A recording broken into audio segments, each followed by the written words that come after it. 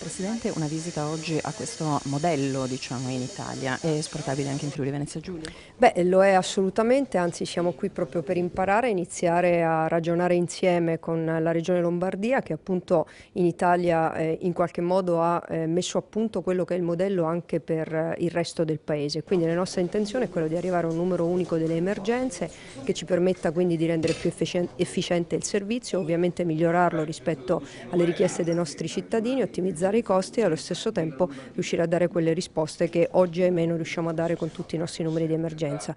Non meno importante il fatto che rispondiamo anche ad una direttiva europea che ormai è datata e che impone all'Italia di utilizzare il numero del 112 come numero unico dell'emergenza. Che cosa manca per arrivare al modello Lombardia in Friuli Venezia Giulia? Credo di poter dire che ci manca solo l'organizzazione del personale. Per la parte tecnica, tecnologica, con pochissimo siamo in condizione di mettere in atto questo servizio. Quindi grazie alla loro esperienza riusciremo velocemente ad attivarlo.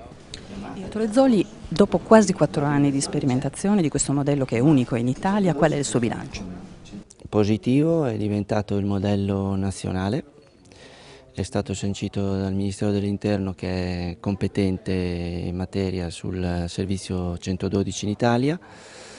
Ormai abbiamo un bacino d'utenza di 10 milioni di abitanti, quindi un sesto d'Italia è coperto dal servizio 112.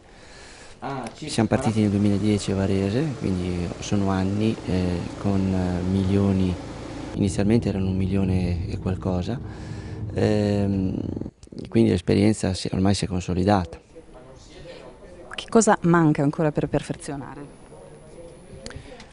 Mancano le regioni limitrofe, non è una battuta, manca che le regioni insieme organizzino un servizio analogo e che tutti insieme si faccia il resto d'Italia. Che cosa fornite alla Regione Friuli Venezia Giulia? Beh, in questo momento know-how, affiancamento per le pratiche di tipo normativo, burocratico, i rapporti col Ministero dell'Interno che ripeto è competente, la Commissione 75 bis che è la Commissione del 112, la formazione, perché dal punto di vista della formazione, non essendoci in altre realtà, anche in questo caso il know-how purtroppo è solo in Lombardia. Non so se partirà prima Friuli o partirà prima la Regione Lazio, in particolare la città di Roma, però l'operazione è questa, quella di allargarci. Numero unico emergenza.